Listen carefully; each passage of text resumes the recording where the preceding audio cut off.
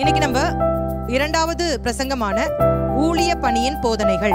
இன்றைக்கு இந்த மத்தேயு 10ஆம் அதிகாரத்துக்கு நம்ம என்ன தலைப்பு கொடுக்க போறோம்னா, ஊழிய பணிக்கு 12 சீஷர்களை அனுப்புதல்.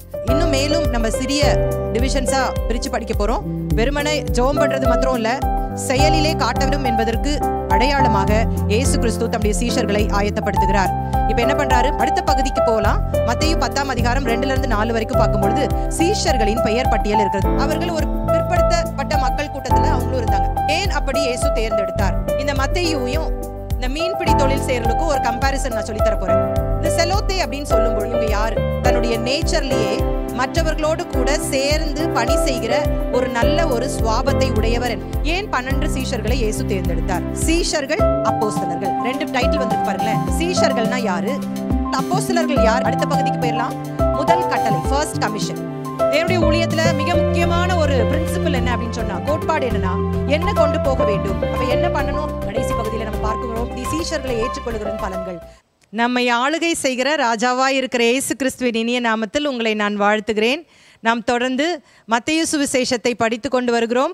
மத்தேயு சுவிசேஷத்துல மொத்தம் 28 அதிகாரங்கள் இருக்கிறது என்று சொல்லி நாம் பார்த்திருக்கிறோம். மத்தேயு ரொம்ப அழகாக இதை அமைத்திருக்கிறார். 5 பிரசங்கங்கள், 4 செயல்கள் அப்படின்னு சொல்லி நம்ம பார்த்திருக்கிறோம். கடந்த வாரங்களிலே நம்ம என்னெல்லாம் படித்தோம் அப்படின்றத பார்த்துடலாம். 1 முதல் 4 அதிகாரங்கள் அறிமுகம், பிறப்பு, ஞானஸ்தானம், சோதனை. 5 முதல் 7 வரைக்கும் மலை பிரசங்கம். 8, 9 செயல்கள்.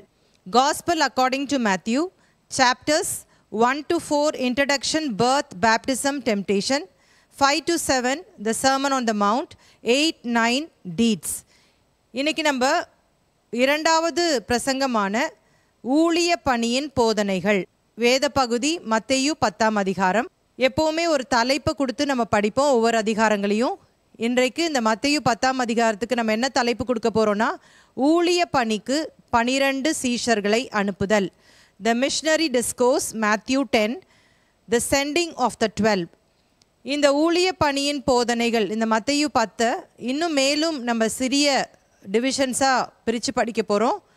அதை 2 பகுதிகளாக பிரிச்சுக்கலாம். 1, 12 சீஷர்கள் தேர்ந்தெடுக்கப்பட்டு நியமிக்கப்பட்டனர். 2வது, இயேசு சீஷர்களை உபத்திரவங்களுக்கு ஆயத்தப்படுத்துகிறார். The missionary discourse, Matthew 10, the sending of the 12 அப்படின்றத நம்ம 2ஆக பிரிச்சுக்க போகிறோம். 12 disciples chosen and commissioned. Jesus prepares the disciples for persecution. வாசிக்கலாம். மத்தேயு 10ஆம் அதிகாரம் 1ஆம் வசனம். அப்பொழுது அவர் தம்முடைய 12 சீஷர்களையும் தம்மிடத்தில் வரவழைத்து அசுத்த ஆவிகளை துரத்தவும் சகல வியாதிகளையும் சகல நோய்களையும் நீக்கவும் அவர்களுக்கு அதிகாரம் கொடுத்தார். மத்தேயு 9ஆம் அதிகாரம் முடிக்கும் பொழுது நம்ம எப்படி முடித்தோம்? இயேசு கிறிஸ்து அவர் திரளான ஜனங்களை பார்த்து மெய்ப்பனில்லாத ஆடுகளைப் போல இருப்பதனால அவர்கள் மேல் மனதுருகிட்டு அவர் சீஷர்களை பார்த்து சொல்றாரு, அறுப்பு மிகுதி, வேலையாட்களோ கொஞ்சம். வேலையாட்களை பிதா அனுப்பும்படியாக அவரை வேண்டிக் கொள்ளுங்கள் என்று சொல்லுகிறார். இயேசு இருந்த நாட்களிலே 6000த்திற்கும் அதிகமான பரிசேயர்கள் இருந்தார்கள் என்று சொல்லி நம்முடைய பாடங்களை நான் சொல்லி கொடுத்துருக்கிறேன். இதை தவிர ஆசாரியர்கள் இருந்திருப்பாங்க, வேத பாரகர்கள், மத தலைவர்கள் இருந்தாலும் அவர்கள் எல்லாரும் இந்த ஜனங்களுக்கு ஒரு மெய்ப்பன் இல்லை, அவர்கள் ஆடுகளை பட்சிக்கிற ஓநாய்களாய்தான் இருந்திருக்கிறார்கள் என்பதை தான் இயேசு இங்கே குறிப்பிடுகிறார். அவர் வெறும் வேண்டிக் கொள்ளுங்கள் என்று சொல்வது மாத்திரமல்ல, இந்த 10ஆம் அதிகாரம் 1ஆம் வசனத்திலேயே தம்முடைய சீஷர்களை இந்த வேலையாட்களாக அனுப்புகிறதை நாம் பார்க்கலாம். வெறுமனை ஜெபம் பண்றது மாத்திரம் இல்லை, செயலிலே காட்ட வேண்டும் என்பதற்கு அடையாளமாக இயேசு கிறிஸ்து தம்முடைய சீஷர்களை ஆயத்தப்படுத்துகிறார். இப்போ என்ன பண்ணுறாரு? 12 சீஷர்களை முதலாவது அழைக்கிறார். He called them. அடுத்தது என்ன பண்ணுறாரு? அவர்களுக்கு அதிகாரம் கொடுக்கிறார். என்ன அதிகாரம்? அசுத்த ஆவிகளை துரத்தவும் சகல வியாதிகளையும் சகல நோய்களையும் நீக்கவும் என்று சொல்லி வேதம் சொல்லுகிறது. அப்போ ஒரு ஊழியத்துக்கு ஒருத்தர் அனுப்புகிறாரு அப்படின்னு சொன்னால் வெறுமனை போங்க அப்படின்னு சொல்லி அனுப்ப மாட்டார் ஆண்டவர். அவர்களை பல கட்டங்களிலே, ஒருவேளை நம்ம ஒருத்தர் ஊழியக்காரங்களா அவங்க வராங்க அப்படின்னு சொன்னால் குழந்தை பருவத்திலிருந்து அவருடைய வாலிப நாட்களிலே படிக்கிற காலத்திலே எல்லா காலகட்டங்களிலும் அவங்கள ப்ரிப்பேர் பண்ணுவார் ஆண்டவர். பல சூழ்நிலையில் ஒருவேளை அந்த டைமில் அந்த நபருக்கு அது தெரியாமல் இருக்கலாம். ஆனால் அவர்கள் ஊழியத்திற்கு வந்த பிற்பாடு அவருடைய கடந்த வாழ்க்கையை அவர்கள் யோசித்து பார்க்கும் பொழுது ஆண்டவர் எவ்வளோ அழகாக நம்மளை ட்ரெயின் பண்ணியிருக்கிறாரு, பயிற்றுவித்திருக்கிறார் என்பதை அவர்களால் நிச்சயம் புரிந்து கொள்ள முடியும். அப்போ ஊழியத்திற்கு அனுப்பும் முன்பாக ஆண்டவர் என்ன பண்ணுறாரு? ஹி கேவ் தெம் பவர், அவங்களுக்கு அதிகாரத்தை கொடுக்குறார். அடுத்த பகுதிக்கு போகலாம். மத்தேயு 10ஆம் அதிகாரம் 2-4 வரைக்கும் பார்க்கும் பொழுது சீஷர்களின் பெயர் பட்டியல் இருக்கிறது. Names of the 12 disciples. புதிய ஏற்பாட்டில் மட்டும் இந்த சீஷருடைய பெயர் பட்டியல் 4 இடத்துல இருக்குது. அது என்னென்ன இடத்துல இருக்குதுன்னு நம்ம பார்த்துடலாம். இப்போ நம்ம வாசிக்க போகிறதான மத்தேயு 10:2-4 வரை, மார்க்கு 3ஆம் அதிகாரம் 16-19, லூக்கா 6:13-16 வரைக்கும், அப்போஸ்தலர் 1:13 இருக்குது. வாசிப்போம். மத்தேயு 10ஆம் அதிகாரம் 2-4 வரைக்கும். அந்த 12 அப்போஸ்தலருடைய நாமங்கள் ஆவன: முந்தினவன் பேதுரு எனப்பட்ட சீமோன், அவன் சகோதரன் அந்திரேயா, செபதேயுவின் குமாரன் யாக்கோபு, அவன் சகோதரன் யோவான், பிலிப்பு, பர்த்தலமேயு, தோமா, ஆயக்காரனாகிய மத்தேயு, அல்பேயுவின் குமாரன் யாக்கோபு, ததேயு என்னும் மறுநாமமுள்ள லெபேயு, கானானியனாகிய சீமோன், அவரை காட்டி கொடுத்த யூதாஸ் காரியோத்து என்பவைகளே. இந்த சீஷர்கள் கூட்டத்தை நீங்கள் கொஞ்சம் யோசித்து பாருங்களேன். இவங்களில் பெரும்பாலானவர்கள் படிக்காதவர்கள், மீன்பிடி தொழிலை செய்து கொண்டு வந்தவர்கள். இன்னும் ஒரு சிலர் இந்த சமுதாயத்தினாலே புறக்கணிக்கப்பட்டவர்கள். இவருடைய பின்னணி ஒவ்வொருத்தருக்கும் வித்தியாசப்படுகிறத நம்ம பார்க்கலாம். ஏன்னா இப்போ பாருங்களேன், இதில் ஒருத்தர் கூட ஃபேமஸ் ஆன ஆட்கள் கிடையாது. இப்போ இந்த சுவிசேஷத்தை எழுதுகிற மத்தேயுவே பார்த்தீங்கன்னா அவர் ஒரு ஆயக்காரர். ஆயக்காரரில் எல்லாருமே வெறுத்தாங்க, அவங்கள பாவிகள் என்று சொன்னாங்க. அப்புறம் மீன் தொழில் செய்கிறவங்கள யாருக்கு பிடிக்கும்? ஏதோ மீன் வாங்கி சாப்பிடுவாங்களே தவிர அவர்கள் ஒரு பிற்படுத்தப்பட்ட மக்கள் கூட்டத்தில் அவங்களும் இருந்தாங்க. ஏன் அப்படி இயேசு தேர்ந்தெடுத்தார்? அதற்கு முக்கியமான காரணத்தை அப்போஸ்தலனாகிய பவுலுடைய நிருபத்திலிருந்து நம்ம வாசிக்கலாம். 1 கொரிந்தியர் 1ஆம் அதிகாரம் 26-29 வரைக்கும் நிதானமாக வாசிப்போம். எப்படி எனில் சகோதரரே, நீங்கள் அழைக்கப்பட்ட அழைப்பை பாருங்கள். மாம்சத்தின்படி ஞானிகள் அநேகர் இல்லை, வல்லவர்கள் அநேகர் இல்லை, பிரபுக்கள் அநேகர் இல்லை. ஞானிகளை வெட்கப்படுத்தும்படி தேவன் உலகத்தில் பைத்தியமானவைகளை தெரிந்து கொண்டார். பலமுள்ளவைகளை வெட்கப்படுத்தும்படி தேவன் உலகத்தில் பலவீனமானவைகளை தெரிந்து கொண்டார். உள்ளவைகளை அவமாக்கும்படி உலகத்தின் இழிவானவைகளையும் அற்பமாய் எண்ணப்பட்டவைகளையும் இல்லாதவைகளையும் தேவன் தெரிந்து கொண்டார். அதற்கு காரணத்தை சொல்றார் பாருங்களேன். மாம்சமான எவனும் தேவனுக்கு முன்பாக பெருமை பாராட்டாதபடிக்கு அப்படி செய்தார். இந்த ஊழியர்கள், இந்த சீஷருடைய வாழ்க்கையிலையும் அதை தான் நம்ம பார்க்குறோம். ஒருவேளை இவர்கள் பிறப்பின்படி இவர்கள் ஞானிகளாக, நல்ல படித்தவர்களாக, மேன்மக்களாக இருந்திருப்பார்கள் என்று சொன்னால், இவங்களுக்கு இப்போ ஆண்டவர் என்ன பண்ணுறாரு? அதிகாரம் கொடுக்குறாருல, இன்னும் ஜாஸ்தி இவங்களுக்கு என்ன வந்துடும்? பெருமை வந்துடும். அதனால தான் ஆண்டவர் என்ன பண்ணுறாரு தெரியுமா? இந்த உலகத்திலே good for nothing people, week people, யாரால முடியாதோ, ஞானத்தில் குறைவுள்ளவர்களோ, இல்லாவிட்டால் அப்படியே படித்தவர்களாக இருந்தாலும் யார் ஒருவர் தங்களை ஆண்டவருக்கு முன்பாக நான் ஒன்றுமில்லை என்று தாழ்த்துகிறார்களோ அப்படிப்பட்டவர்களை தான் தேவன் தம்முடைய ஊழியத்திலே பயன்படுத்துவார். அதை தான் இங்கே சொல்றார் 29ஆம் வசனத்தில். மாம்சமான எவனும் தேவனுக்கு முன்பாக பெருமை பாராட்டாதபடிக்கு அப்படி செய்தார். ஒரு நாளும் தேவனுடைய ஊழியர்கள் பெருமை பாராட்டக்கூடாது என்பதற்காக ஆண்டவர் இந்த உலகத்திலே பிற்படுத்தப்பட்ட நிலையிலே இருக்கிறவர்களை, புறக்கணிக்கப்பட்டவர்களை கர்த்தர் தெரிந்து கொள்ளுகிறதை பார்க்கலாம். உதாரணமாக இப்போ இந்த புத்தகத்தை எழுதின மத்தேயுடைய வாழ்க்கையில் பார்க்கும் பொழுது, இந்த மத்தேயுவையும் இந்த மீன்பிடி தொழில் செய்கிறவங்களுக்கும் ஒரு கம்பேரிசன் நான் சொல்லித்தர போகிறேன். ஏற்கனவே போன பாடத்தில் உங்களுக்கு நான் சொன்னேன். இவங்க கலிலேயா அப்படின்ற அந்த கடலில் தான் மீன் பிடிச்சிட்டு இருந்தாங்க. யார் யார்? பேதுரு, அந்திரேயா, யாக்கோபு, யோவான். அந்த நாட்களிலே இவர்கள் ரோமர்களுடைய ஆட்சியின் கீழே இருந்தபடினால இவங்களுடைய பிரதானமான வேலையே மீன்பிடி தொழில்னால இந்த மீன் பிடிக்கிறதற்கும் அவங்க என்ன பண்ணணும்? வரி செலுத்தணும் அப்படின்றத சொல்லி கொடுத்தேன். அப்போ அநேகமாக இவர்கள் எல்லாரும் ஒரே ஊரில் இருக்கிறனால இந்த மத்தேயு கிட்ட வரி கொடுத்து கொண்டிருந்திருப்பாங்க.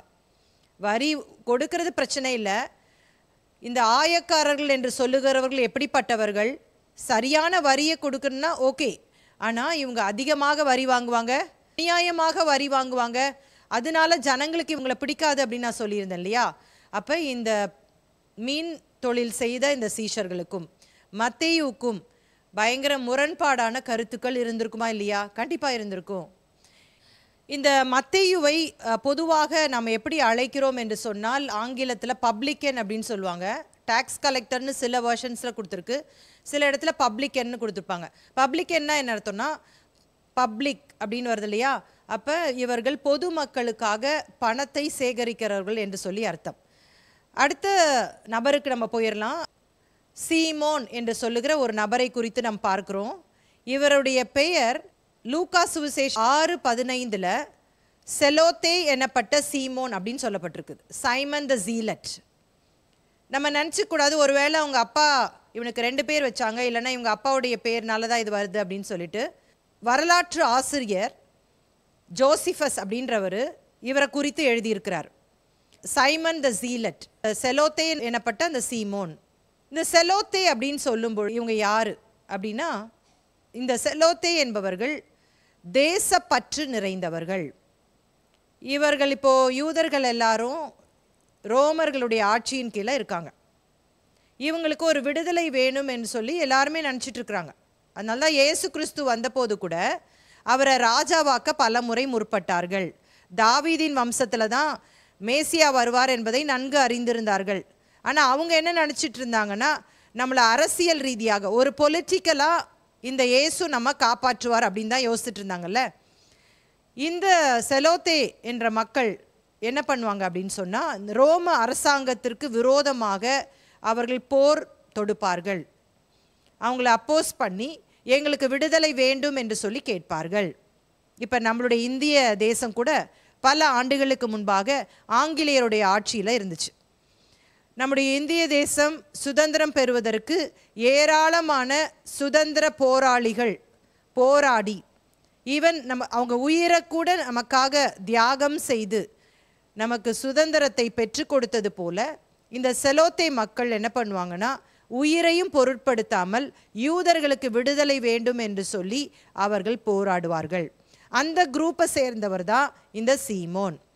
இப்போ மத்தேயு பாருங்க, மத்தேயு ரோம அரசாங்கத்திற்கு ரொம்ப வேண்டப்பட்டவர். ரோமர்களுக்காக யூதர்களிடத்திலிருந்து வரி வாங்கி கொடுப்பவர். அப்போ ரோம அரசாங்கம் அவருக்கு பிடிக்குது.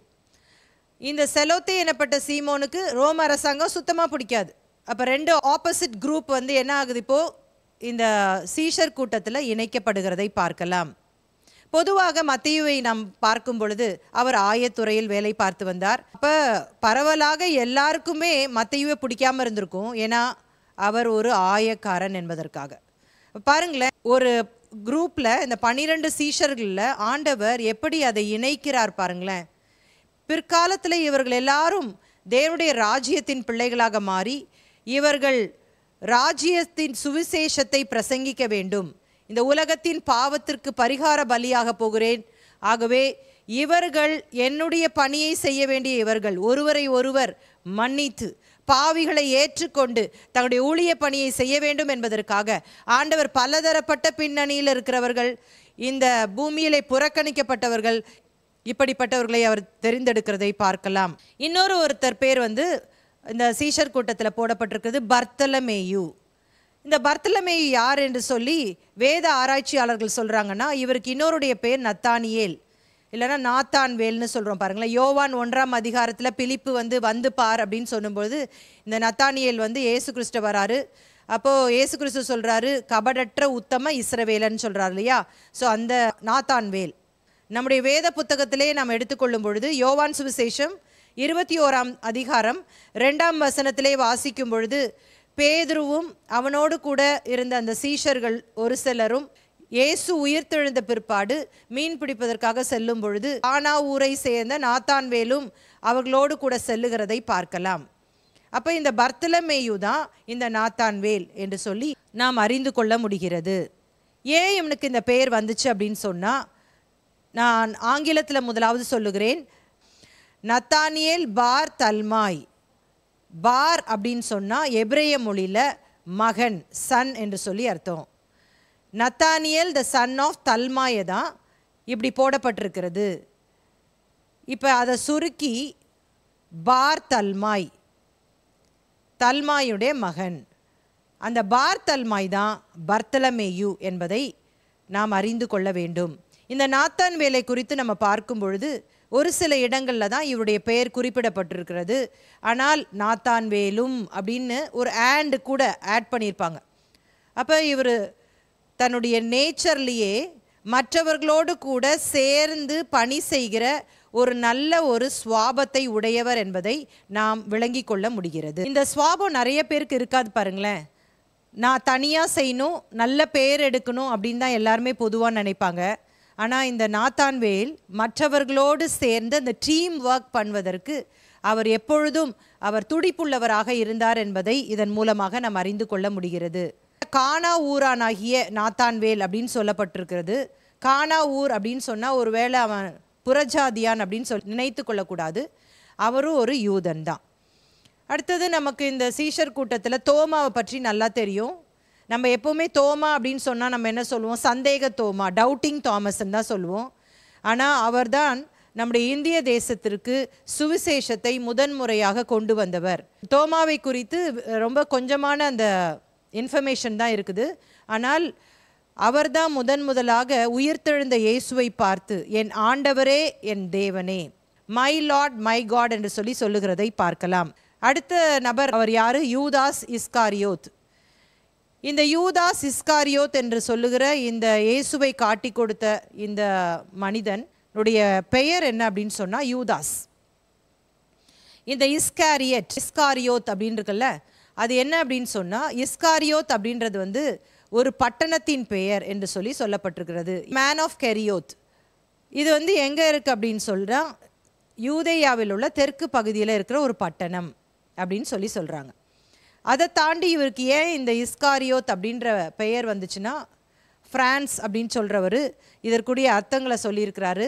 ட்ரையேட்டர் அப்படின்னா மறுதளித்தவன், அசாசின் கொலை செய்தவன், carrier of the leather bag தோல் பையை சுமந்தவன், இவன் தானே ட்ரெஷரர் ஆண்டவருக்கு. ரெட் ஹெட் சிவப்பு தலை. அந்த இஸ்காரியோத்துக்கு இப்படிப்பட்ட மீனிங்ஸும் இருக்குது அப்படின்றத ஃப்ரான்ஸ் அப்படின்ற அந்த வேத ஆராய்ச்சியாளர் சொல்லுகிறதை பார்க்கலாம். ஏன் 12 சீஷர்களை இயேசு தேர்ந்தெடுத்தார்? ஏன் 13 இல்லை, ஏன் 10 இல்லை? ரவுண்டாக நம்ம சொல்கிற மாதிரி 10 இல்லை அப்படின்னு சொன்னால் ஏற்கனவே நம்ம படிச்சிருக்கிறோம். 12 கோத்திரங்களை அடிப்படையாக கொண்டு 12 சீஷர்களை இயேசு தேர்ந்தெடுத்தார்.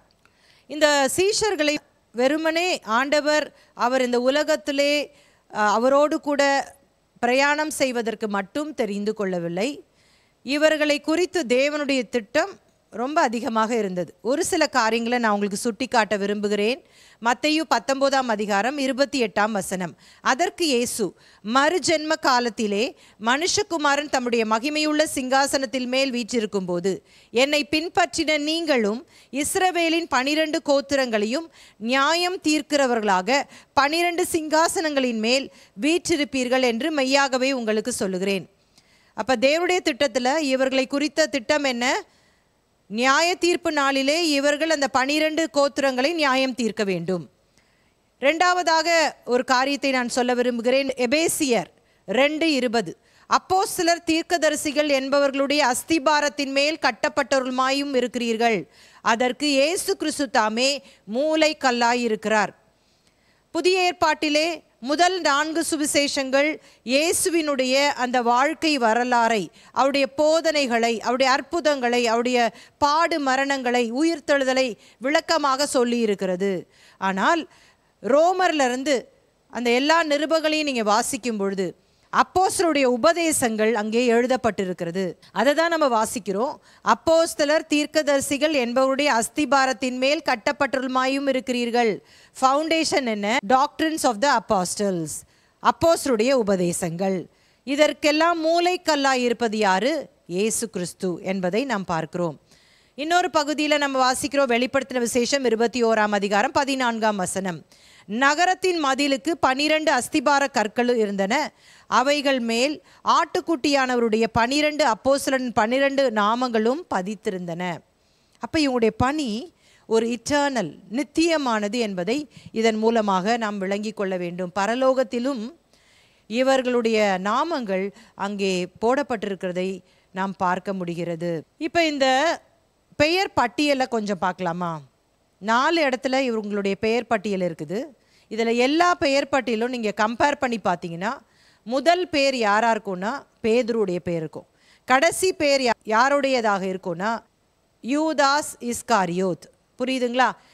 பேதுரு அப்படின்னு சொல்லும் பொழுது பேதுரு அந்திரேயா, யாக்கோபு, யோவான் இவர்களோடு கூட இணைக்கப்பட்டு எழுதப்பட்டிருக்கிறது. நீங்கள் எல்லா லிஸ்ட்லேயும் இவங்க 4 பேரும் ஒன்றாக எழுதப்பட்டிருக்கும். பெரும்பாலான இடத்துல பேதுரு, அவன் சகோதரன் அந்திரேயா, செபதேவின் குமாரர்கள் யாக்கோபு, அவன் சகோதரன் யோவான், அந்த மாதிரி அந்த குரூப்பாக எழுதியிருக்கிறத நம்ம பார்க்கலாம். இன்னும் இந்த வசனத்தை நாம் கூர்ந்து கவனிக்கும் பொழுது மத்தேயு 10ஆம் அதிகாரம் 1ஆம் வசனத்திலே 12 சீஷர்கள் என்று சொல்லப்பட்டிருக்கிறது. மத்தேயு சுவிசேஷம் 10:2 அந்த 12 அப்போஸ்தலருடைய நாமங்கள் ஆவன. சீஷர்கள், அப்போஸ்தலர்கள் 2 டைட்டில் வந்திருக்கு பாருங்களேன். அப்போஸ்தலர்கள் அப்படின்னு சொல்லிட்டு மத்தேயு சுவிசேஷத்தில் இல்லாட்டா புதிய ஏற்பாட்டில் முதல் முறையாக இந்த இடத்துல தான் வருது. மத்தேயு சுவிசேஷத்தில் ஒரே ஒரு முறை தான் வருது, அது இந்த இடத்துல தான் வருது. இப்போ சீஷர்களாக இருந்தவர்கள் அப்போஸ்தலராக மாற்றப்படுகிறார்கள். சீஷர்கள்னா யாரு? ஒரு குரு கிட்ட இருந்து, ஒரு போதகன் கிட்ட இருந்து கற்றுக்கொள்ளுகிறவன் தான் சீஷன். ஆனால் அப்போஸ்தலர்கள் யார் என்று சொல்லும்போது, apostle means one who is sent out, வெளியே அனுப்பப்பட்டவர்கள். சீஷர்கள் என்பவர்கள் தேவனுடைய பாதத்தில் அமர்ந்து கற்றுக்கொண்டு விட்டு அதற்கு பின்பு அவங்க எக்யூப் ஆன பிற்பாடு, அவர்கள் பயிற்சி எடுத்த பிற்பாடு அவர்கள் வெளியே அனுப்பப்படுகிறார்கள். அந்த வெளியே அனுப்பப்படுகிற பேர் தான் அப்போஸ்தலர்கள். புரியுதா? நம்ம நல்லா விளங்கி கொள்ளணும். யாரும் ஸ்ட்ரெயிட்டாக அப்போஸ்தலர்கள் ஆக முடியாது. யார் ஒருவர் இயேசுவின் பாதத்திலே உட்கார்ந்து கற்றுக்கொள்ளுகிறார்களோ அவர்களை ஆண்டவர் அதிகாரம் கொடுத்து அப்போஸ்தலர்களாக வெளியே பணி செய்யும்படியாக, தேவனுடைய ராஜ்யத்தை கட்டும்படியாக அனுப்புகிறார் என்பதை நாம் நினைவிலே வைத்து கொள்ள வேண்டும். அடுத்த பகுதிக்கு போயிடலாம். முதல் கட்டளை, ஃபர்ஸ்ட் கமிஷன், யூதர்களிடம் போ, கோ டு ஜியூஸ். இதனுடைய வேத பகுதி மத்தேயு 10ஆம் அதிகாரம் 5-6 வாசிக்கலாம். மத்தேயு 10:5-6.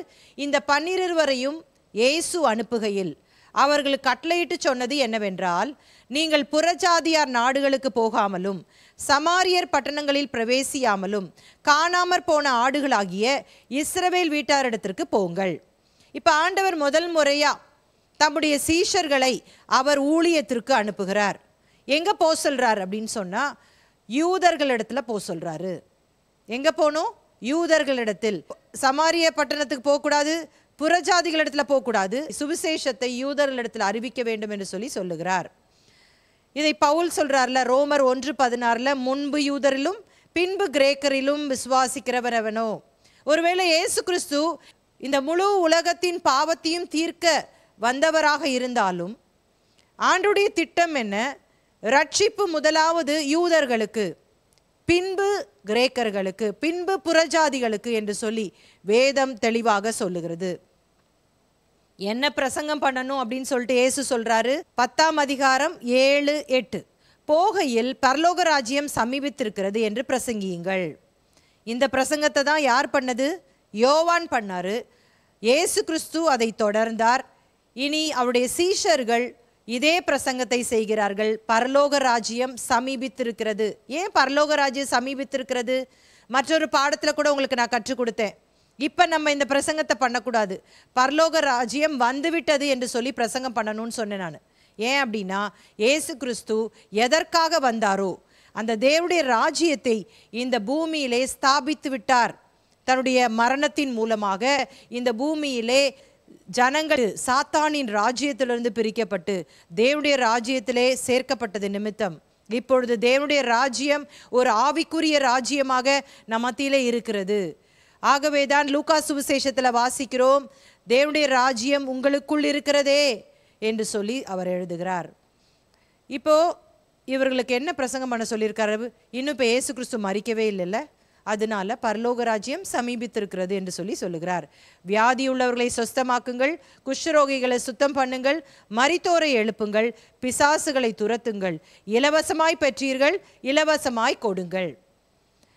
தேவனுடைய ஊழியத்தில் மிக முக்கியமான ஒரு பிரின்சிபல் என்ன அப்படின்னு சொன்னா, கோட்பாடு என்னன்னா, இலவசமாய் பெற்றீர்கள், இலவசமாய் கொடுங்கள். இன்றைக்கு ஊழியம் பல இடங்களிலே வியாபாரமாய் கொண்டிருக்கிறது. எவ்வளோ அவமானம் பாருங்களேன். இயேசு கிறிஸ்து கொடுத்த கட்டளை, ஒருவேளை யூதர்களுக்கு போகணுன்றது இப்போ மாறி இருக்கலாம். ஆண்டவர் வேறு இடங்களில் பல காலகட்டத்தில் நிறைய பேர் ஊழியத்திற்கு அனுப்புகிறார். ஆனால் இந்த பிரின்சிபிள் மாறவே இல்லை. நீங்கள் இலவசமாய் பெற்றிருக்கிறீர்கள், ஆகவே இலவசமாய் கொடுங்கள் என்பதை நாம் மறந்து போகக்கூடாது. அப்போ இங்கே ஆண்டவர் என்ன பண்ணுறாருனா, message to preach and power to display. பிரசங்கம் பண்ணுவதற்கான செய்தி, அதை விளக்குவதற்கான வல்லமையையும் அதிகாரங்கத்தையும் இயேசு இங்கே கொடுக்கிறதை பார்க்கலாம். இப்பொழுது மாத்திரமல்ல, பின்வரும் புத்தகங்களை வாசிக்கும் பொழுது, விசேஷமாக அப்போஸ்தலர் நடபடிகள் 9ஆம் அதிகாரம் 20ஆம் அதிகாரத்திலாம் பார்த்தீங்கன்னா, பேதுரு, பவுல் போன்றவர்கள் மரித்தவர்களை எழுப்புகிறதை பார்க்கலாம். இன்னும் நிறைய அற்புதங்கள், அடையாளங்கள் வேதத்தில் எழுதப்படாது இருக்கிறது. அநேக மரித்தோர்கள் எழும்பியிருப்பார்கள், அநேக அற்புதங்கள் நடந்திருக்கும். இயேசு கிறிஸ்து அப்படியாக தன்னுடைய ராஜ்யத்தின் சுவிசேஷத்தை பிரசங்கிக்கும்படியாக அந்த சீஷர்களை அனுப்புகிறதை பார்க்கலாம். என்ன கொண்டு போக வேண்டும் வாசிப்போம்.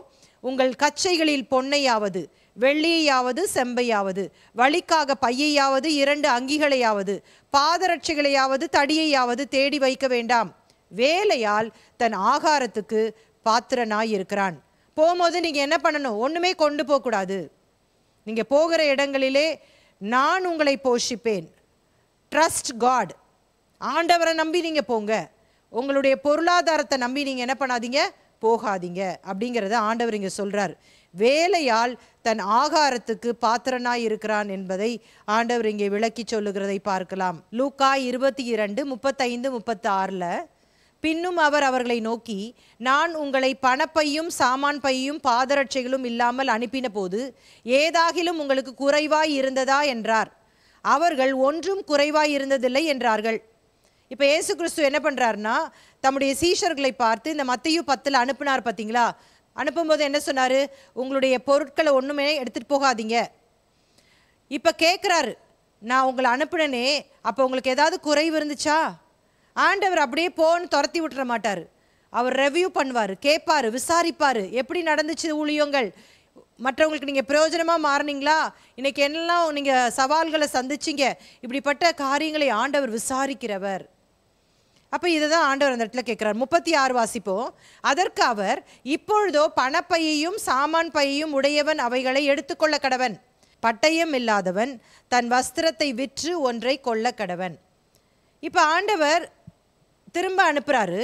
அனுப்பும் பொழுது இப்போ என்ன சொல்கிறாருன்னா, யார் யார்கிட்டெல்லாம் பணம் இருக்குதோ சாமான் இருக்கோ எடுத்துக்கோங்க. பட்டயம் இருக்கிறவங்க பட்டயம் எடுத்துக்கோங்க, இல்லாதவங்க என்ன பண்ணுங்க, வஸ்திரத்தை விற்று ஒன்றை வாங்கி கொள்ளுங்கள் அப்படின்னு சொல்கிறாரு. அப்போ ஒவ்வொரு வாட்டியும் இவர் ஊழியத்திற்கு அனுப்பும் பொழுது வித்தியாசமாக அனுப்புறதை பார்க்கலாம். லூக்கா 10ஆம் அதிகாரத்திலே வாசிக்கும் பொழுது ஆண்டவர் வேறு 70 பேரை அனுப்புவார். 2 பேராக அவர் சில இன்ஸ்ட்ரக்ஷன்ஸை கொடுத்து அனுப்புறதை பார்க்கலாம். மத்தேயு 28ஆம் அதிகாரத்திலே இயேசுவினுடைய அந்த பிரதான கட்டளை, கடைசியாக ஆண்டவர் கொடுக்குற அந்த பிரதான கட்டளை இருக்கிறது. அப்போ அவர் வேற மாதிரி சொல்லுவார். எப்போவுமே வேற ஒருத்தரை அனுப்புகிற மாதிரியே நம்மளையும் அனுப்புவார் அப்படின்ற அவசியம் கிடையாது.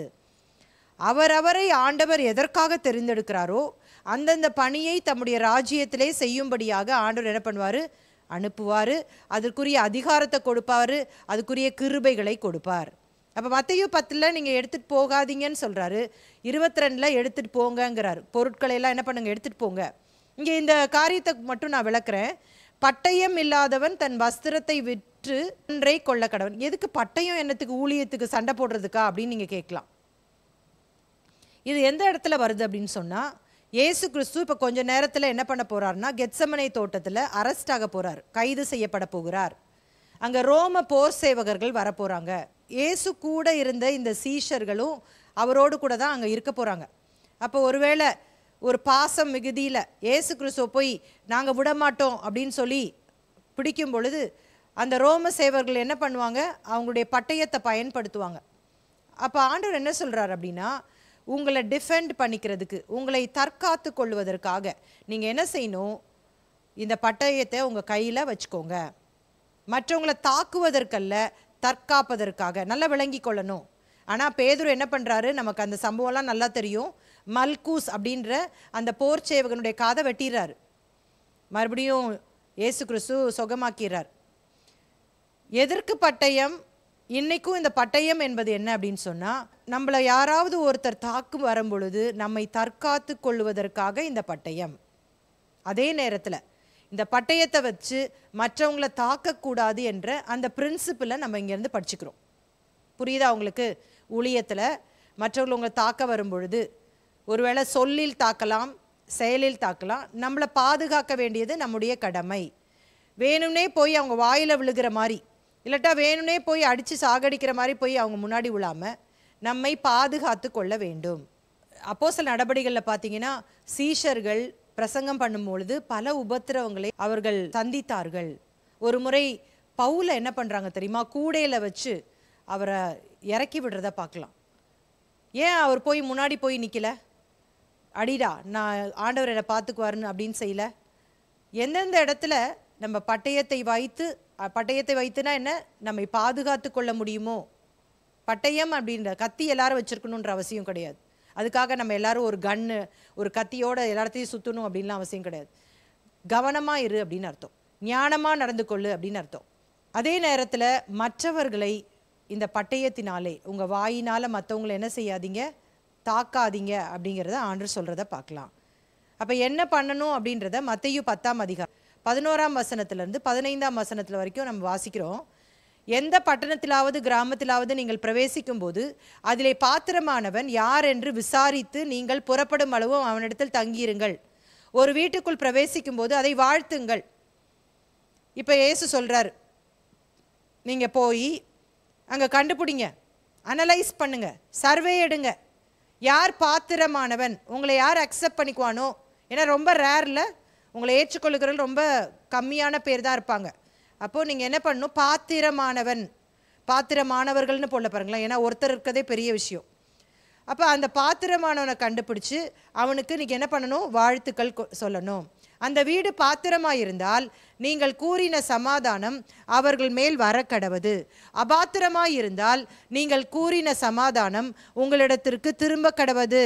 ஏன் இந்த இடத்துல ஆண்டவர் இப்படி சொல்கிறார் அப்படின்னா, பொதுவாக யூதர்கள் யாராவது ஒரு நபரை சந்திக்கிறாங்கன்னு வச்சுக்கோங்களேன், நம்ம தமிழ் கலாச்சாரத்தில் நம்ம வணக்கம் அப்படின்னு சொல்கிறோம்ல, அது மாதிரி யாராவது ஒருத்தரை பார்த்தாங்கன்னா உடனே அவங்க என்ன சொல்லுவாங்களாம், உன்னையும் உன் சந்ததியும் தேவன் ஆசீர்வதிப்பார்னு சொல்லிடுவாங்களாம். சொல்லிட்டு அவங்க நகர்ந்து போகும் பொழுது திடீரென்று சொல்லி இவன் ஒரு புறஜாதியான், இல்லாவிட்டால் இவன் சரியில்லாதவன், இந்த ஆசீர்வாதத்துக்கு இவன் பாத்திரன் இல்லை அப்படின்னு அவங்க யோசித்தாங்கன்னா அவங்க என்ன பண்ணுவாங்களாம், திரும்பி ரிட்டர்ன் வந்துட்டு நான் இப்போ கொடுத்த ஆசீர்வாதத்தை என்கிட்ட திரும்பி கொடுத்துரு அப்படின்னு சொல்லிட்டு கேட்பாங்களாம். அந்த யூத கலாச்சாரத்தின் அடிப்படையில் இயேசு கிறிஸ்து இங்கே சொல்கிறார், அவன் பாத்திரவானா இருந்தால் அவனுக்கு நீ சொல்கிற ஆசீர்வாதம் கிடைக்கும். அவன் பாத்திரவானா இல்லாமல் இருந்தால் அந்த ஆசீர்வாதம் உனக்கு திரும்பி வந்துடும். 14ஆம் வசனத்தை வாசிக்கிறேன். எவனாகிலும் உங்களை ஏற்றுக்கொள்ளாமலும் உங்கள் வார்த்தைகளை கேளாமலும் போனால் அந்த வீட்டையாவது பட்டணத்தையாவது விட்டு புறப்படும் போது உங்கள் கால்களில் படிந்த தூசியை உதறி போடுங்கள். நியாய தீர்ப்பு நாளிலே அந்த பட்டணத்திற்கு நேரிடுவதை பார்க்கிலும் சோதோம் கொமோரா நாட்டிற்கு நேரிடுவது லகுவாய் இருக்கும் என்று மெய்யாகவே உங்களுக்கு சொல்லுகிறேன். உங்களை அக்செப்ட் பண்ணலன்னா ஒன்றும் பிரச்சனை இல்லை.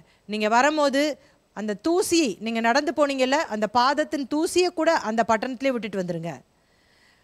அதற்கு நான் நியாய தீர்ப்பை கொடுக்க போகிறேன். எப்படி சோதோம் கொமாராவை அழித்தேனோ அது போல அதை அழிக்கப் போகிறேன் என்று சொல்லி ஆண்டவர் சொல்லுகிறதை பார்க்கலாம். அடுத்த பகுதிக்கு போயிடலாம். அடுத்த மேஜர் பார்ட் என்னது? மத்தேயு 10ஆம் அதிகாரம் 16லிருந்து 42 வரைக்கும். இதுக்கு நம்ம என்ன தலைப்பு கொடுத்தோம்? இயேசு தம்முடைய சீஷர்களை உபத்திரவங்களுக்கு ஆயத்தப்படுத்துகிறார். Jesus prepares the disciples for persecution. வாசிக்கலாம். மத்தேயு 10:16. ஆடுகளை ஓநாய்களுக்குள்ளே அனுப்புகிறது போல இதோ நான் உங்களை அனுப்புகிறேன். ஆகையால் சர்ப்பங்களைப் போல வினா உள்ளவர்களும் புறாக்களைப் போல கபடற்றவர்களுமாயும் இருங்கள். ஏற்கனவே நான் ஆடு ஓநாய் பற்றி விளக்கமாக உங்களுக்கு நான் சொல்லிட்டேன். ஆட்டுத்தோலை போர்த்து கொண்டு வருவார்கள், இவர்கள் பட்சிக்கிற ஓநாய்கள், இதெல்லாம் நம்ம விளக்கமாக பல பாடங்களை படிச்சிட்டோம். இந்த ஓநாய்கள் எப்பொழுதுமே ஆடை குறி வைக்கும், ஆடை சாப்பிட்றது தான் அதோடைய குறி.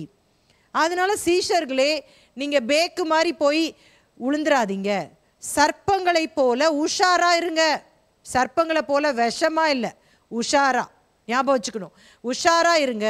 அதே நேரத்தில் புறாக்களை போல கபடற்றவர்களாக இருங்கள் என்பதை ஆண்டவர் இங்கே விளக்கி சொல்லுகிறதை பார்க்கலாம். 10ஆம் அதிகாரம் 17, 18. மனுஷரை குறித்து எச்சரிக்கையாயிருங்கள், அவர்கள் உங்களை ஆலோசனை சங்கங்களுக்கு ஒப்புக்கொடுத்து தங்கள் ஜெப ஆலயங்களில் உங்களை வாரினால் அடிப்பார்கள்.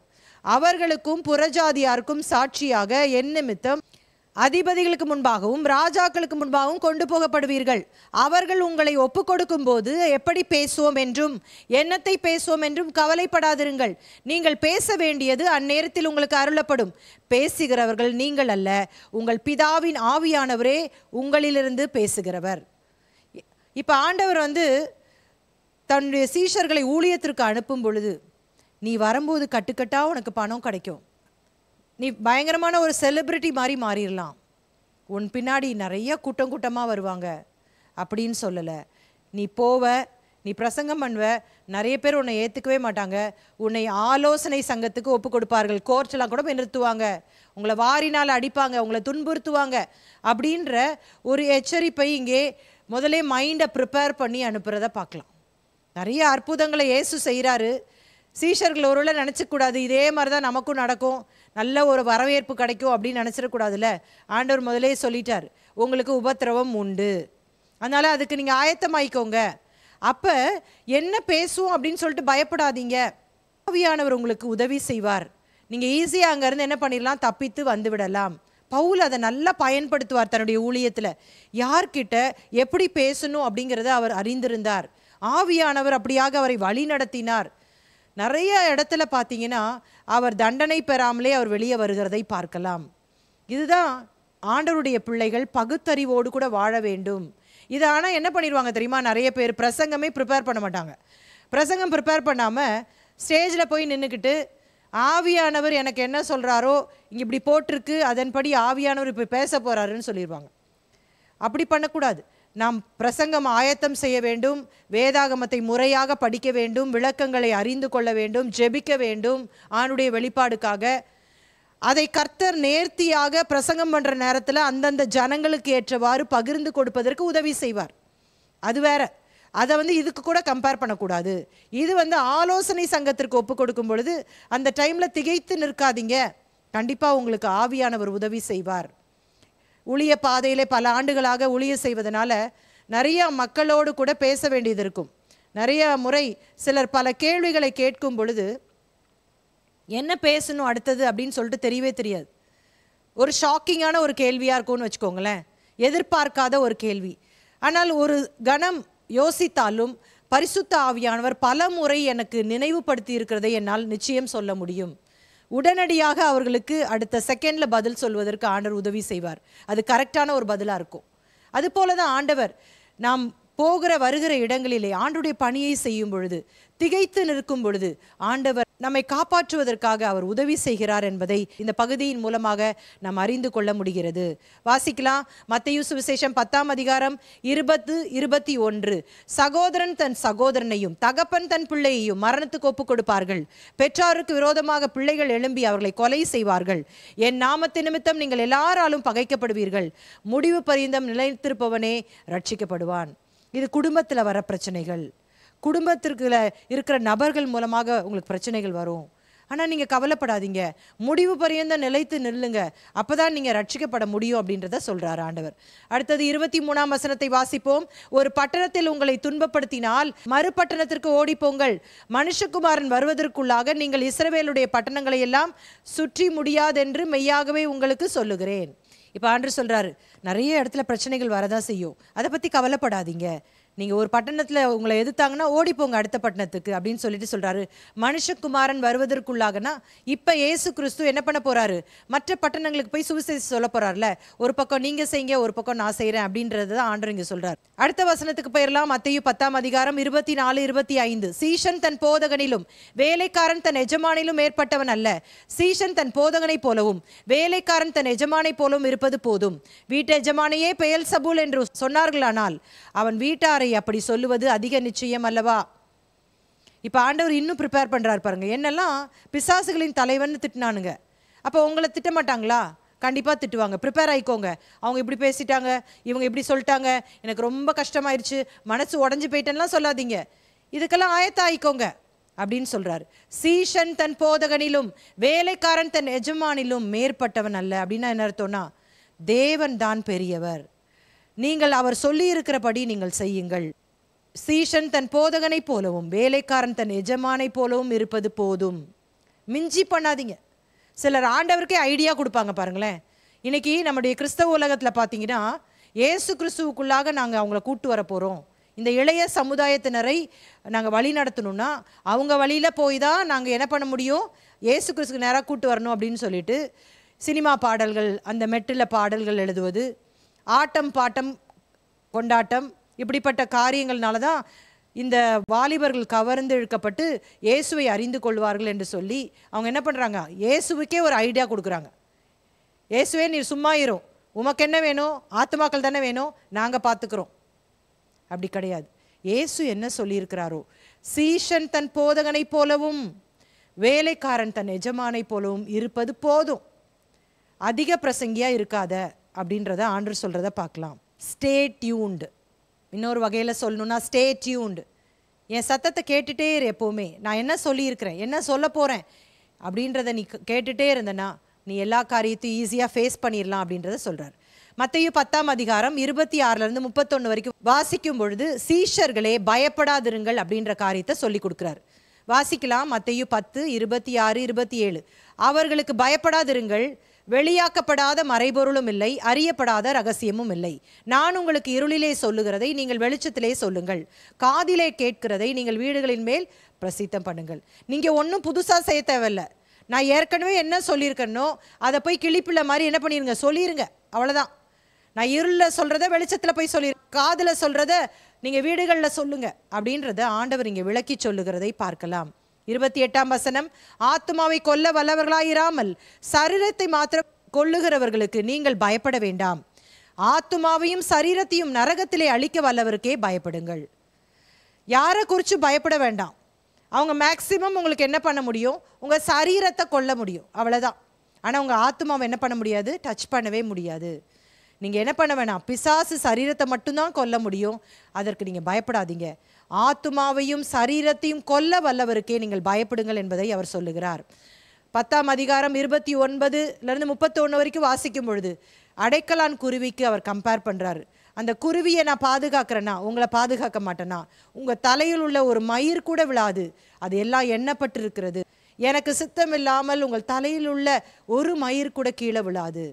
ஆகவே நீங்கள் பயப்படாதீங்க. 31 வாசிக்க பாருங்க, ஆதலால் பயப்படாதிருங்கள். மறுபடியும் சொல்வார் இந்த பகுதியில், பயப்பட வேண்டாம், பயப்படாதிருங்கள், பயப்படாதிருங்கள், நான் உங்க கூட இருக்கிறேன், உங்களுக்கு ஒரு சேதமும் வராது, நான் உங்களை பாதுகாப்பேன் என்பதை ஆண்டவர் சொல்கிறத பார்க்கலாம். இதே இதை தான் ஆண்டவர் அவர் பிரதான கொடுக்கும்போதும் அவர் சொல்கிறத நம்ம பார்ப்போம். நீங்கள் உலகமெங்கும் போய் அனைவரையும் சீஷராக்கி பிதா குமாரன் பரிசுத்த ஆவியின் நாமத்தினாலே அவர்களுக்கு ஞானஸ்தானம் கொடுத்து நான் கற்றுக் கொடுத்த எல்லாவற்றையும் அவர்களுக்கு உபதேசம் பண்ணுங்கள்னு சொல்லிட்டு, இதோ உலகத்தின் முடிவு பரிந்தும் நான் உங்களோடு கூட இருக்கிறேன் என்று சொல்லி வாக்கு பண்ணுகிறார். அப்போ ஊழியத்தை செய்யும் பொழுது ஆண்டவர் நமக்கு துணை செய்கிறார் என்பதை நாம் மறந்து போகக்கூடாது. 32 33 வாசிப்போம். மனுஷன் முன்பாக என்னை அறிக்கை பண்ணுகிறவன் எவனோ அவனை நானும் பரலோகத்தில் இருக்கிற என் பிதாவின் முன்பாக அறிக்கை பண்ணுவேன். மனுஷன் முன்பாக என்னை மறுதலிக்கிறவன் எவனோ அவனை நானும் பரலோகத்தில் இருக்கிற என் பிதாவின் முன்பாக மறுதலிப்பேன். நீங்கள் ஒன்னே ஒன்று ஞாபகம் வச்சுக்கோங்க, ஒரு நாள் எல்லாரும் நீங்கள் தேவனுக்கு முன்பாக நீங்கள் நிற்க வேண்டும். அப்பொழுது யார் யாரெல்லாம் என்னை அறிக்கை பண்ணினீர்களோ அவர்களை நானும் பிதாவின் முன்பாக அறிக்கை பண்ண போகிறேன். யாரெல்லாம் மறுதலிக்கிறீர்களோ அவர்களை நான் மறுதலிக்க போகிறேன். அடுத்த வசனத்துக்கு போயிடலாம். மத்தேயு 10ஆம் அதிகாரம் 34 36 வரைக்கும் வாசிக்கும் பொழுது, பூமியின் மேல் சமாதானத்தை அனுப்ப வந்தேன் என்று எண்ணாதிருங்கள், சமாதானத்தை அல்ல பட்டயத்தையே அனுப்ப வந்தேன். எப்படி எனில் மகனுக்கும் தகப்பனுக்கும் மகளுக்கும் தாய்க்கும் மருமகளுக்கும் மாமிக்கும் பிரிவினை உண்டாக்க வந்தேன். ஒரு மனுஷனுக்கு சத்துருக்கள் அவன் வீட்டாரே. இதை வாசித்த உடனே ஆமாம் சிஸ்டர், அதனால தான் எனக்கும் என் மருமகளுக்கும் பிரச்சனை அப்படின்னு சொல்லக்கூடாது. இதை ஆண்டவர் எதற்கு சொல்கிறாருன்னு விளங்கிக்கணும். இப்போ பாருங்கள், நான் உங்களுக்கு இவ்வளோ நேரம் சொல்லி கொடுத்துட்டு இருந்தேன். நம்ம முதல் பார்ட் படிக்கும் போது செலோத்தே எனப்பட்ட சீமோன், அவன் ரோம அரசாங்கத்தை வெறுக்கிறவன், மத்தேயு ரோம அரசாங்கத்தை நேசிக்கிறவன். 2 கூட்டத்தையும் அவருடைய ராஜ்யத்தில் இணைச்சிட்டார். அப்போ பகையாக இருந்த 2 குரூப்பை இணைச்சிட்டார். இப்போ சொல்கிறாரு, நான் சமாதானத்தை அனுப்புறதுக்கு வரல, நான் பட்டயத்தை தான் அனுப்ப வந்தேன் அப்படின்னு சொல்கிறாரு. சொல்லிட்டு இந்த காரியத்தெல்லாம் சொல்கிறார். மகனுக்கு விரோதமாக தகப்பன், மகளுக்கு தாய்க்கு பிரிவினை, மருமகள் மாமிக்கு பிரிவினை, இப்படிலாம் சொல்கிறாருல்ல. இது என்ன அர்த்தம் அப்படின்னா, ஒரு வீட்டில் ஒருவர் ஆண்டவரை ஏற்றுக்கொள்கிறாங்கன்னு வச்சுக்கோங்களேன். மற்றவங்க ஆண்டவரை ஏற்றுக்கொள்ளனா அவங்க எல்லாருமே என்ன பண்ணுவாங்க, இவங்களுக்கு பகையாக மாறிடுவாங்க. உதாரணமாக ஒரு அம்மா இயேசு கிறிஸ்துவை ஏற்றுக்கொள்கிறாங்க, பையன் ஏற்றுக்கொள்ள, அவனுக்கு இயேசு பிடிக்கல அப்படின்னா அவங்களுக்கும் இவனுக்கும் போராட்டமாக தான் இருக்கும். எப்போவுமே அவங்க அம்மா என்ன நினைப்பாங்க, நான் பெற்ற பையனாச்சே, இவன் ஏன் கேட்க மாட்டேங்கிறான், இயேசு கிறிஸ்து தானே உண்மையான ஆண்டவர் அப்படி சொல்லி அவன் ஏன் ஏற்றுக்க மாட்டேங்கிறான், பைபிள் படி, சர்ச்சுக்கு வா, ஜோம் பண்ணு இப்படின்னா சொன்னால் அவனுக்கு தெரிய மாட்டேங்குதே, கோவப்படுறானே, இது ஏன், மற்ற எந்த பிரச்சனையும் எங்களுக்குள்ளே வரல, ஆனால் இந்த காரியத்தில் மட்டும்தான் எங்களுக்கு பிரச்சனை வருதுன்னு சொல்கிறோம்ல, இதுதான் பிரிவினை. ஏன் அப்படின்னா சாத்தானுடைய ராஜ்யத்தில் இருக்கிறவங்களுக்கும் ஆண்டுடைய ராஜ்யத்தில் இருக்கிறவங்க எப்போவுமே பிரிவினை தான். இவங்க ஒத்துப்போவே முடியாது, இவங்க கை கோர்க்கவே முடியாது. அதை தான் இங்கே இயேசு சொல்கிறாரு, ஒரு மனுஷனுக்கு சத்துருக்கள் அவன் வீட்டாரே. ஏன்னா இயேசு கிறிஸ்துவே அவருடைய வாழ்க்கையில் அதை அனுபவிச்சிருந்தார்ல. வீட்டை விட்டு 30 வயசில் வெளியே வந்துட்டார். வெளியே வந்து அவர் பல ஊழியங்களை செய்து கொண்டிருக்கும் பொழுது பல காலகட்டத்தில் அவங்க சகோதரர்கள் சகோதரிகள் அம்மாலாம் என்ன பண்ணுறாங்க, வந்து இயேசுவை வீட்டுக்கு கூட்டிகிட்டு போக வராங்க. ஏன்னா இவருக்கு ஆயிடுச்சு போல, ஏன் இந்த மாதிரி பண்ணுறாரு அப்படின்னு சொல்லி அவங்க கூட்டிகிட்டு போகிறதுக்கு வர்றதை நம்ம பார்க்கலாம். அப்போ இன்றைக்கி நம்ம கிறிஸ்தவ உலகத்தில் கூட நம்ம பார்த்தோன்னா ஆவிக்குரிய ரீதியான கிறிஸ்தவர்களுக்கும் சடங்காச்சாரமாக வாழ்கிற கிறிஸ்தவர்களுக்கும் எப்போவுமே பிரிவினை தான் இருக்கும். இவங்க குற்றம் சாட்டிகிட்டே தான் இருப்பாங்க. ஆவிக்குரிய மக்களை குறித்து எப்பொழுதுமே அந்த மதவாத கிறிஸ்தவர்கள், ரிலீஜியஸ் பீப்புள் என்று சொல்லுகிறவர்கள் குற்றம் கண்டுபிடிச்சிட்டே தான் இருப்பாங்க. அது வந்து பிரிவினையை ஆண்டுடைய ராஜ்யத்தின் மூலமாக ஏற்படுகிறது என்பதை நாம் மறந்து போகக்கூடாது. கடைசியாக ஒரு பகுதி இருக்கிறது, அது என்னன்னா, யார் சீஷர்கள், ஹூ இஸ் அ டிசைபிள். இதை நம்ம மத்தேயு 10ஆம் அதிகாரம் 37லேருந்து 39 வரைக்கும் வாசிக்கலாம். இதில் 3 காரியத்தை ஆண்டவர் சொல்கிறார். தகப்பனையாவது தாயையாவது என்னிலும் அதிகமாய் நேசிக்கிறவன் எனக்கு பாத்திரன் அல்ல, மகனையாவது மகளையாவது என்னிலும் அதிகமாய் நேசிக்கிறவன் எனக்கு பாத்திரன் அல்ல, தன் சிலுவையை எடுத்துக்கொண்டு என்னை பின்பற்றாதவன் எனக்கு பாத்திரன் அல்ல, தன் ஜீவனை காக்கிறவன் அதை இழந்து போவான், என் நிமித்தம் தன் ஜீவனை இழந்து போகிறவன் அதை காப்பான். முதல்ல என்ன சொல்கிறாரு, என்னை காட்டிலும் நீ யாரையும் நேசிக்காத. அது அப்படியே கண்டினியூ ஆகுது பாருங்களேன். அவங்க என்ன நினைப்பாங்க, இப்போது அந்த தாய் மகன் நம்ம உதாரணமே எடுத்துக்கிட்டோம்ல, அந்த மகன் கிறிஸ்துவின் நிமித்தம் அந்த தாயை பகைக்கும் பொழுது, இரத்த பாசம் அப்படின்னு சொல்கிறோம்ல, சரி நீ எப்படி வேணா இருந்துக்கோ அப்படின்னு சொல்லி தாய் சொல்லிடக்கூடாது. யார் முதல்ல வரணும், தேவன் தான் முதன்மையாக வரணும். நீங்கள் கவலைப்படக்கூடாது, தேவனை தான் அதிகமாய் நீங்கள் நேசிக்க வேண்டும். உங்கள் குடும்பத்தை காட்டிலும், உங்களுடைய உற்றார் உறவினர்களை காட்டிலும், உங்கள் தகப்பனை காட்டிலும், உங்கள் மகள் மகனை காட்டிலும் இயேசு கிறிஸ்து தான் முதன்மையாக இருக்கணும். ரெண்டாவது பாருங்களேன், தன் சிலுவையை எடுத்துக்கொண்டு பின்பற்றணும். ஒவ்வொரு மனுஷனுக்கும் ஆண்டவர் ஒரு சிலுவையை வைத்திருக்கிறார் என்று சொல்லி பொதுவாக சொல்லுவார்கள்ல, அதுக்கு என்ன அவங்க அடையாளமாக சொல்லுவாங்க, பாடுகள் அப்படின்னு சொல்லுவாங்க. ஆனால் இயேசு கிறிஸ்து இந்த இடத்துல சிலுவை அப்படின்னு சொல்லும் பொழுது வெறுமன பாடுகள் மட்டும் இல்லை, நம்முடைய செல்ஃப் வில் அதை என்ன செய்யணும்னா சாகடிக்கணும். ரோமர்கள் இந்த சிலுவை அப்படின்ற தண்டனையை கொடுத்த பொழுது, சிலுவை மரணம் யாருக்கெல்லாம் கொடுக்கப்படுகிறதோ அது நிச்சயம், சாவு நிச்சயம், திரும்பி அவங்க என்ன பண்ண முடியாது, ரிட்டர்ன் வர முடியாது. அதுபோல் சிலுவையை தூக்கிட்டு போகிறவன் தன்னுடைய சுய விருப்பத்தை சாகடிக்க வேண்டும் என்பதை இயேசு இங்கே சொல்லுகிறார். இதென்ன ரொம்ப ரொம்ப கஷ்டம், நம்மளை கூட சாகடிச்சிடலாம், ஆனால் இந்த சுய விருப்பத்தை என்ன பண்ண முடியாது, சாகடிக்க முடியாது. இதை பற்றி விளக்கமாக மற்றொரு பாடத்தில் நம்ம படிக்கலாம். அப்போ டெத் டு செல்ஃப் வில், அவங்க தான் என்ன பண்ண முடியும், சீஷனாக இருக்க முடியும். மூன்றாவதாக, தன் ஜீவனை காக்கிறவன் அதை இழந்து போவான், என் நிமித்தம் தன் ஜீவனை இழந்து போகிறவன் அதை காப்பான். ஜீவன் என்று சொல்லும் பொழுது நம்முடைய நேரம், நம்முடைய பொருளாதாரம், நம்முடைய இந்த உலகத்தில் வாழக்கூடிய சகல காரியங்கள், அதை கிறிஸ்துவின் நிமித்தம் இழந்து போவதற்கும் நாம் ஆயத்தமாக இருக்க வேண்டும். 3 காரியங்களை இங்கே மத்தேயு அவர் குறிப்பிடுகிறார். யார் ஒருவன் சீஷனாக இருக்க முடியும், அவனுடைய கேரக்டர்ஸ் என்ன? முதலாவது, தேவனை மற்ற எல்லாரோட அவன் நேசிக்கணும்.